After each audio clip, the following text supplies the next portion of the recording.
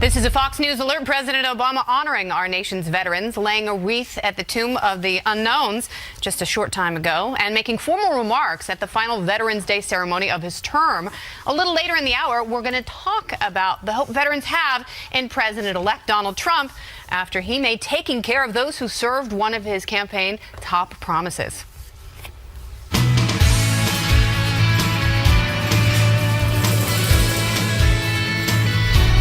This is Outnumbered. Welcome to it on a glorious Friday. I'm Kennedy. And here today, it's co-host of After the Bell on the Fox Business Network, Melissa Francis. Also from FBN, our co-host and co-worker, Dagan McDowell. And Fox News political and legal analyst, Ebony Williams, is here today. And today's hashtag One Lucky Guy, we welcome back the co-host of The Five and host of Cashin' In. It's Eric Bolling. And Eric is outnumbered. Eric, welcome. Thank you. And I am so honored to be on this couch on this so important day, Veterans Day. What an important day to be here. I'm very proud. Thank you to all our heroes who we owe a debt of gratitude to and we'll never be able to repay. But thank you to every single person who's serving those who wear, or has served, and the families of those who serve. Indeed. Absolutely. And Eric, I have to ask you this before we get going. This monumentous week, you are the author of the book Wake Up America. Has America woken up in your... The very, very interesting thing is, you know what's on the back of that book? About a year and a half ago, I started writing that book, and I asked a good friend of mine, a businessman named Donald Trump, to read the book and put a quote on the back of the book, and he did. The book's all about what he did. He said, let's push back on the PC culture in this country. Let's wake the country up, and it's amazing he did. And we have much to discuss today, so let's start off making way for the Trump presidency. The transition now underway as President-elect Donald Trump begins to lay out his agenda following a whirlwind of a day in our nation's capital. First, making peace with President Obama. We saw that on the couch yesterday. Sitting down and shaking hands with the man he will replace on January 20th. Both leaders setting aside their differences as they pledge to work together for a smooth transition.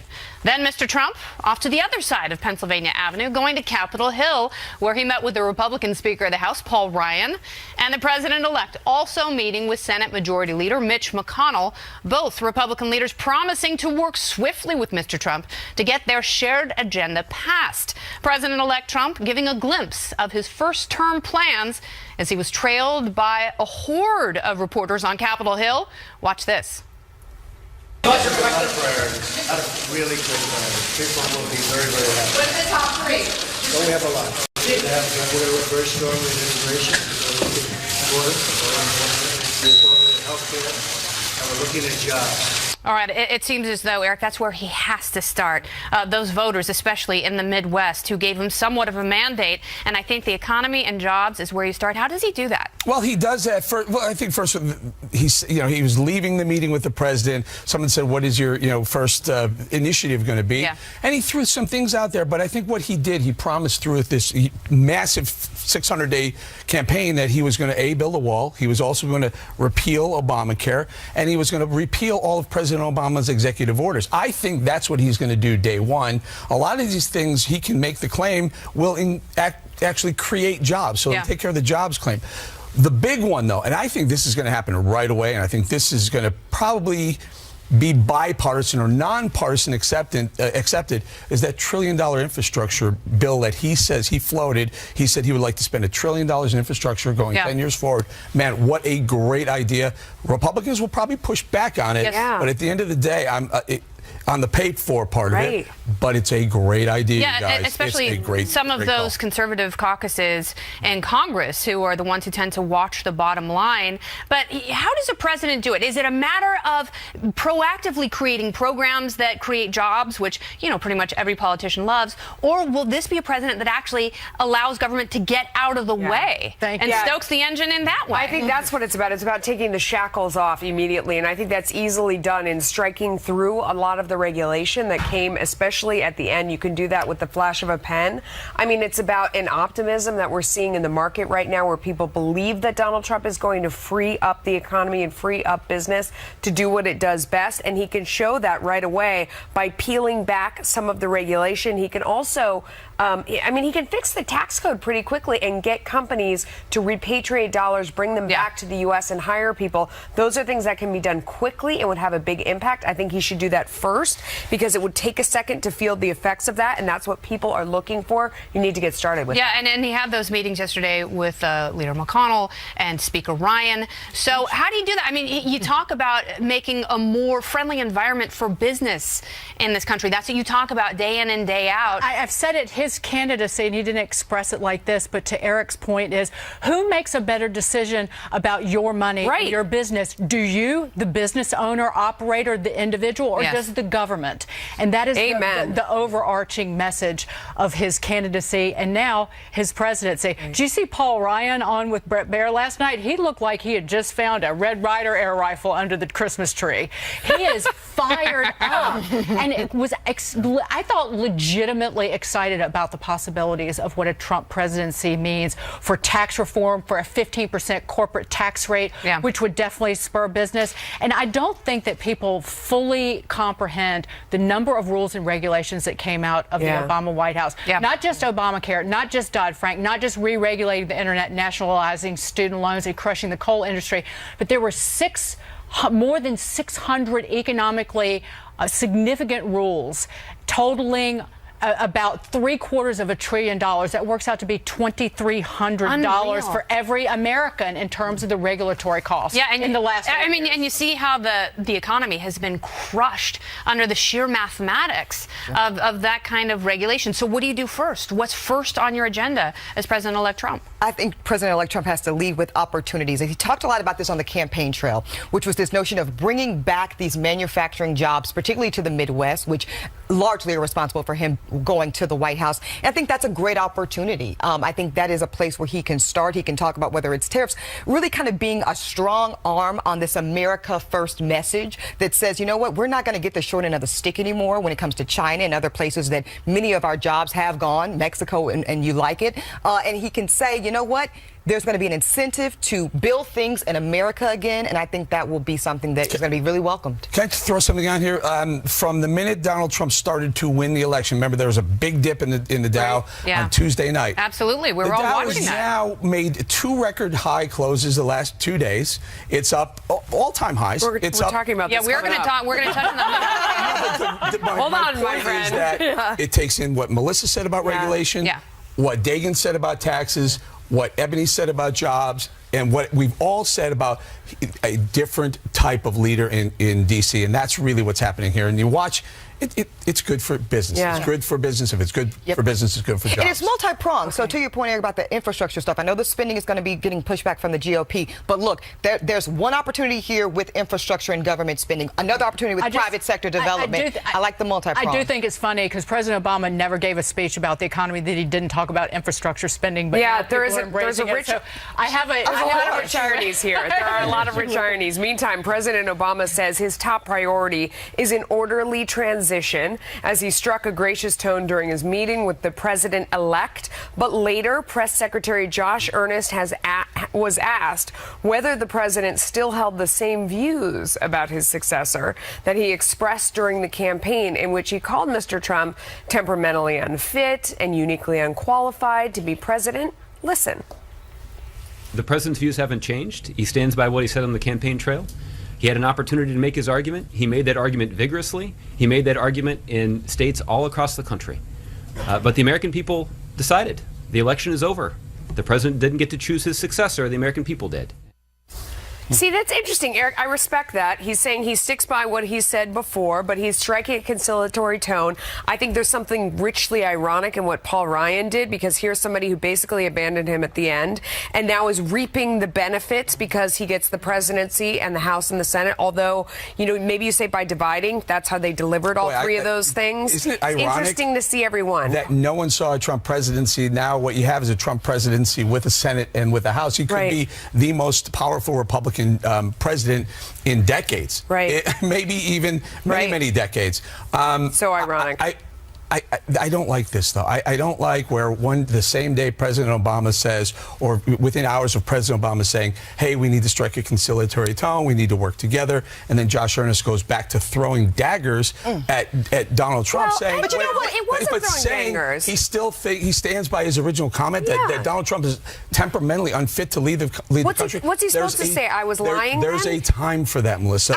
Let this presidency breathe. Give it. Nancy Pelosi didn't take shots. Hillary Clinton didn't take shots. President Obama didn't. I don't think President Obama thought that he was going to be in the position to have to welcome Donald Trump to the White House. He made a joke about it on Jimmy Kimmel on Mean Tweets. He read a tweet from Donald Trump about Barack Obama is the worst president that the U.S. has ever had, and he said, well, at least I know what it's like to be president. Well, Donald Trump is going to know that. Yeah, I don't think he thought he was going to be in that position, but they had a lot to talk about because they both beat Hillary Clinton. Yes, and I don't think it really was a dagger, though, E. When you look at the press conference from start to finish, I think it like 6 times. This was really a press-driven thing. They were really, to me, poking the nest on that one. It must have asked him 6, 7 times. Does the president still think he's unfit? Does the president still think he's the worst thing since sliced bread? And finally, I think, Ernest, just out of don't forget, we've had 2 nights of protests. We've had people, breaking glass, calling for, in some cases, violence against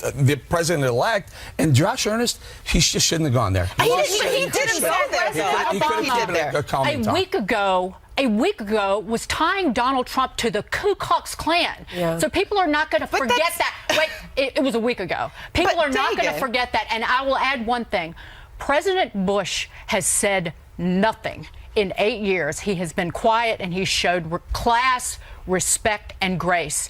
Can President Obama do the same thing, at least in the next 4 years, because he likes a spotlight like Madonna? I believe I don't know if he's going to be able to do that. I think that he can, and I think this. I think President Obama didn't just tie the KKK to Donald Trump. They endorsed him publicly, so that's not necessarily on President Obama. But I think this. I think Josh Earnest said we are not relitigating what President Obama thinks about Donald Trump. He said that plainly. The people have spoken. We accept that as an administration. He could have just said, look, the president just said we need to unite the country. He could have left it at that. Exactly.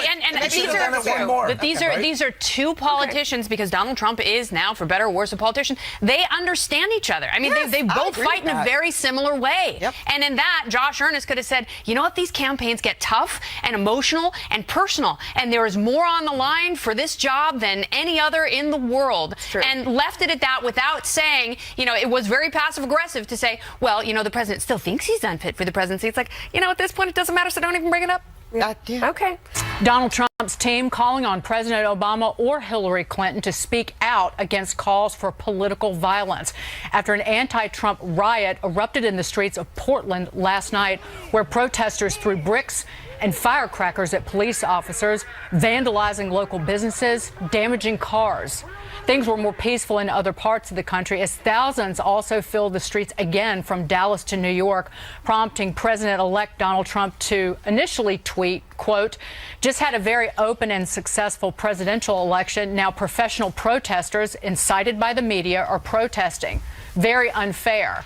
But he changed his tone this morning, writing, quote, love the fact that the small groups of protesters last night have passion for our great country. We will all come together and be proud. Eric Bowling, is this what the next 4 years is going to look like? No, I think it'll look like this until it either starts raining or snowing, and then these protesters, the little babies, will go back home to mommy. Like they did at Occupy Wall Street. Exactly. Occupy Wall Street, the protests during the Trump, during the very early primaries. Remember those? They were protesting in California, in Michigan.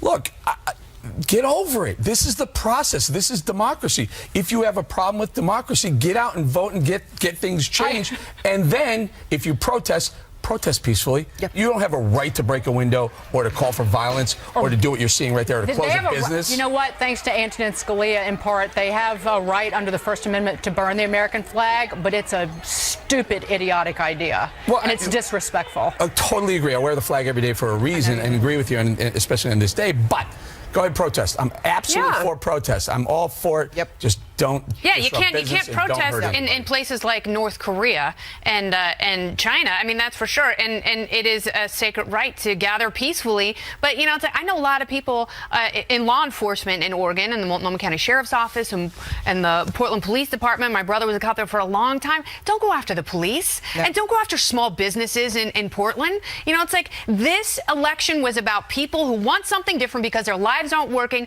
particularly economically. And when you go and you burn down these buildings and you break windows, it's a big hassle for mom and pop stores who are working like crazy to stay in business. Also, can I address and it's about these anarchists that have shown up since the 1999 WTO riots. Before we move on, I want to get to something Bill O'Reilly talked about last night because he thinks there's something more deep-seated and dangerous going on. Let's listen to this. Is there a civil war brewing in the USA? That is the subject of this evening's Talking Points memo. Here in the USA, we honor protest, but increasingly, we are seeing people who want our system destroyed. If you hurt someone, destroy something, or promote anarchy, you then become a danger to the republic. That kind of stuff needs to be punished, and quickly. Also, I mean, this whole idea, I've heard people on our network saying there's no evidence that there are paid protesters out there. There absolutely are. I mean, I myself have seen the ads on Craigslist where they're offering to go and pay people to show up and protest. I mean, you have the right to do that, I guess, but it is the idea that this isn't a naturally occurring organic outburst where people are so upset that they're taking this to the street together in unison. I mean, they're being rallied together on Craigslist and paid to show up and do this. So, I mean, that's worth taking a look at. I think if you're going to protest, you should have to show your I voted sticker. Let me say this. True. Donald Trump was not my candidate. And I woke up Wednesday morning feeling incredibly American, because that is what democracy looks like. We all had an opportunity to express our political preference, and Donald Trump was the will of the American people. And I understand that there are people across this country grieving around that. They're sad about it, just like there were people grieving in 2008, though, Eric. I was in North Carolina, and people were very sad in many parts of this country with President Obama's election, and I understood that. But let me finish this one point, that peaceful protest is a fantastic constitutionally protected right in this country. Violence, to your point, Eric, is not. In fact, it's criminal. And I'm going to personally put out a charge to President Obama because I think he is most uniquely positioned to address this issue. To O'Reilly's point about a civil war, perhaps some of that is true. Maybe it's deeper than that. And I think the president has to be one of the most important critical steps in maintaining a level of decency and understanding around May I this. add another group? Yes. The media. Absolutely. The media, Yes. the Yes. mainstream media, left read media. my mind, Mr. Bowles. They're crying, they're heartbroken, they can't believe this has happened. Sure. Instead of being journalists and saying, hey, this is the system, this is democracy, he won fair and square, stop it. Instead, they're feeding the narrative of these That's what I'm protesters. saying with Eric. That's what I'm saying with Josh Earnest yesterday. To your point, I agree. They were poking him. I think the media, the press, was wanting to see this Trump v. Obama thing, and it's nasty. What would the headlines have looked like if Hillary Clinton had won and you had one protest by some Trump supporters? And one act of violence. Racist, sexist, rage-filled Trump protesters. How about WikiLeaks? How about WikiLeaks exposing the fact that some of the violence at the Trump rallies was actually paid violence? Right. People from the left. I like having the journal. Let me just finish the thought. It would have been people who can't live with a woman being president. We're already seeing that. Jennifer Lawrence wrote that this country was founded on immigration. This is that actress, in case you don't know who she is. And today, the only people who feel safe, that their rights are recognized and respected, are white men. But as for the journalists as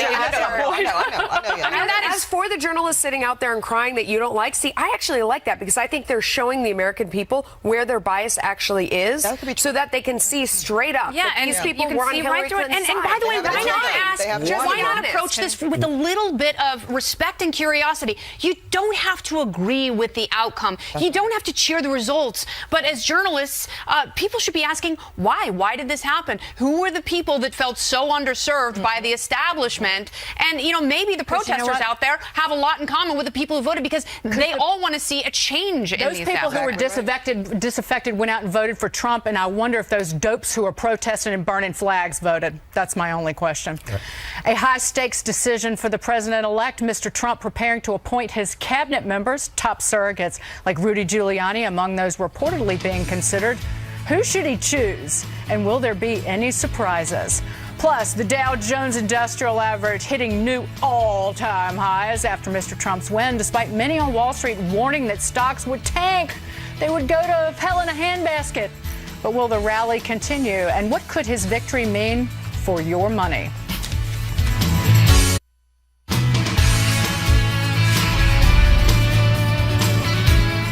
Welcome back. This is Outnumbered. Glad to have you on the couch. With his inauguration just over 2 months away, President-elect Donald Trump now has some tough choices to make. He is in New York today deciding who he wants to join his cabinet. There's talk that top positions could go to some of his main surrogates, including Chris Christie, Newt Gingrich, Ben Carson, and former New York City Mayor Rudy Giuliani. Some of them asked about whether they'd accept a position. Is there any one position you'd prefer? Right now, I'm pretty happy where I am. So it would have to be something where I believe that only I could do that. Have you been asked to take a position? We're discussing these things. I personally feel that you can do a lot from outside, but if that were the only way that it could be done, obviously I'm going to do what needs to be done to assist. All right, 3 of those 4 top names mentioned have, of course, been one lucky guys right here on the Outnumbered Couch. So I'm going to turn to our luckiest guy today. It's Friday's Eric Bolling. So, Eric, let's talk about, the people who have been mentioned in contention. Rudy Giuliani, Chris Christie, Newt Gingrich, and Ben Carson. Start with those 4. Where do you see them? Look, I think Rudy is is a huge asset. By the way, Donald Trump, I've known him for 20 years, very, very loyal to the people who've been loyal to him. There are some rough goes, some campaign issues, bumps that these people stood by him. Oh, you think? I think Ben Carson is the right guy for Surgeon General because he knows everything about the healthcare system, the insurance system. He's the right guy to repeal and replace, working with Paul Ryan. Newt, apparently, I'm hearing, I hate speculating on these things, by the way. I don't think Chris Christie is in line for the top job, that AG job that people say, because of what's going on with Bridgegate. I will tell you, though, the big question, there's some people who've been loyal to him who he's very close to. Number 1, Kellyanne Conway, she brought the campaign back to center. Does he make her chief of staff? Number 2, I mean, she seems to have the temperament for it. Extremely helpful to him as well. Yeah. Number 3, Steve Bannon is working, the strings behind the scenes. He's there too. Yeah. There's some 3 very, very important people. Jared Kushner, I believe, is his son-in-law. His son-in-law. It's Ivanka's husband. I think he is probably one of the smartest people in that whole campaign. He sees the picture and he stayed behind the scenes. I know personally, a very, very smart man. There are some very important people. I don't know how you make one If I were him, I'd say, here's my group of advisors. Here's my chief advisors. I can't name one. Okay, now let's talk about this. You are one of the people who has supported Donald Trump through the entire process. Yeah. You predicted his victory. And no matter what anyone said or any poll said, you were there saying, just wait and see. Have you talked to Donald Trump at all about a part in his administration? No, I have not talked about Donald Trump about that. I've spoken to Donald and the campaign, congratulating them. Yes. And look, it was a rough road being behind Donald Trump for some of those months. But and Kennedy, you and I have talked about this quite a bit. When these polls were showing him down by 4, down by 5 nationally, down by 10 in his state, and I said, take a look at the methodology. The people that they're polling, that's not indicative of the American people. And I said, stop watching polls and start watching people. Go look at these. People discounted that, and they said that is wishful thinking. That is wishful thinking on your part. But it turned out to be a liar. I was told I was lying to the viewer because I wanted Trump. That wasn't it. I saw something different in that. All right, so Dagan, he has talked about draining the swamp, making a huge shift, a paradigm shift, a personnel shift in Washington. But a lot of the names we're hearing are very familiar faces around Washington, D.C. Because you know what? You need people with political experience who know how to pilot an airboat through the swamp, because it's not going away anytime soon. Washington is a morass. It is a giant bureaucracy, and Donald Trump, with all his good intentions, is not going to be able to dismantle it. Certainly not even in the ever, maybe. So you need people. Oh, come on, we're more hopeful than that. No, I think the people that what you went through, though, it's a good mix of people outside of government and people with serious, deep government experience. Whether it's Rudy being a prosecutor, whether it's experience, particularly Newt Gingrich's experience. But if this has ever crossed your mind, I have to ask you this question. Why in the heck would you want to work in the government? Well, because I don't think Donald Trump's government is going to be government as usual. Right. In fact, if I were him, I would say something. If you're going to apply, literally tens of thousands of people are applying, I would say if you have experience in D.C., don't bother applying. DC's not going, but DC, it's a giant apparatus of people with agencies. Those, you don't dismantle those agencies that easily. And if you know what, they've got the. I'm letting you know, they've got the knives out. They've got the knives out inside and outside the Beltway down there. They're ready for it, and it's going to be a headache. You're pulling a wagon, and it's tough going. One name that we didn't say that was on the couch: Ambassador John Bolton. Yes. Another great name. Secretary of State. You would think. All right, President-elect Trump's win appears to be firing up the stock market like crazy. The Dow jumping more than 200 points to close at a new record high yesterday. Today, you can see there, taking a little breather. As the post-election market rally continues, though, a reaction many had not predicted. Look at the market right now, still above 18,000.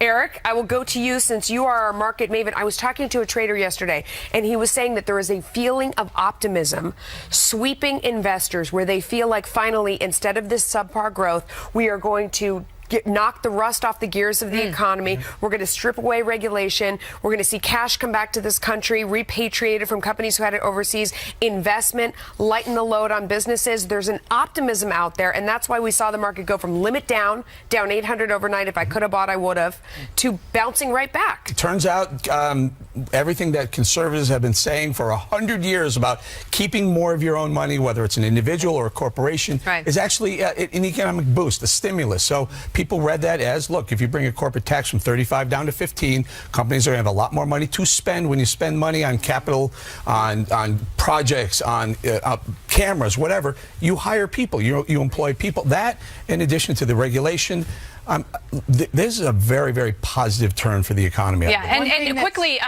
you talk about the markets, and we saw the shift because at first it seemed as though they were reacting to the unpredictable and the markets, the surprise and the volatility was a reaction to that. And then they took a deep breath and went, oh, wait a second. Yeah. Not only is he talking about unleashing the personal engine of growth and ingenuity in small business, he's also talking about this massive infrastructure spending. So construction stocks were at all-time high. The note of caution is the Federal Reserve, right? And also trade. Give me a little bit on those. The Federal Reserve, and just generally, if you watch the 10-year Treasury, longer-term interest rates went up big time this week. Went to more than 2.1%. How do you interpret that? 2.1%. I think there's a legitimate concern. There was $1 trillion drained out of the bond market worldwide just this week. The bigger concern is infrastructure spending, deficit spending, higher national debt, and that means inflation, and that means interest rates go up. That means longer-term interest rates go up, and if there's inflation, then the Federal Reserve has to step in and start raising shorter-term interest rates. They have to anyway. To fight it. They will anyway, but again, it's how much. Before Inauguration Day, though? But I say again? Before Inauguration Day? No. They'll definitely raise in December. I think they will. But I think longer-term interest rates. Listen, we have a debt that has doubled under President Obama. It is $20 trillion. Our annual interest on our national debt in the next presidency under Donald Trump, President Donald Trump, will top our defense spending as it stands now. So that's a concern. If interest rates go up because of the things you said, there's only one reason that's happening. Growth. It's because of growth. Growth is coming back, and when growth comes back, guess what else comes back besides jobs? Wages. Yeah. Wages come back so people can spend more. This is controlled increase in inflation is not a bad thing, especially when you've had 10 years of no inflation. Ebony, go ahead. I will say this, as somebody who was looking for a buy opportunity, I'm young in my investment career. I was really excited when I saw the numbers kind of plunge. I'm just being truthful here. But I feel very optimistic to your points all you ladies and Eric have made about the opportunity. This feels like a moment of opportunity, and I'm willing to be patient and see where the opportunity to get into the space of growth exists for me, because it feels very optimistic. Know what? Optimism can actually lift an economy. Absolutely. If people feel better about their situation or the future, that actually can turn an economy around. Absolutely. Because they spend. Absolutely. Because they feel comfortable about spending. They're confident there you about go. President-elect Trump winning big with our nation's veterans who played a key role in his surprise victory. Plus, on this very special day honoring their service and sacrifice, will Mr. Trump carry through on his promise to help those who have sacrificed so much? And what does he need to do?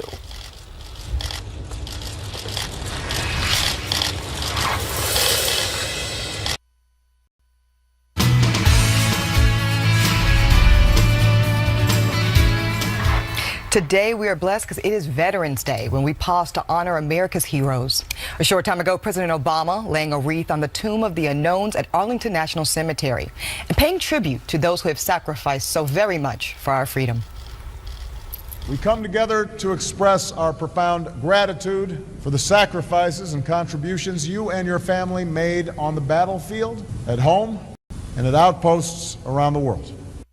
Meantime, America's veterans who played a key role in Donald Trump winning the White House are looking to keep his campaign promise to take care of those who have served. This after years of the Department of Veteran Affairs coming under fire for a long waiting list and reports that veterans have even died waiting for medical care.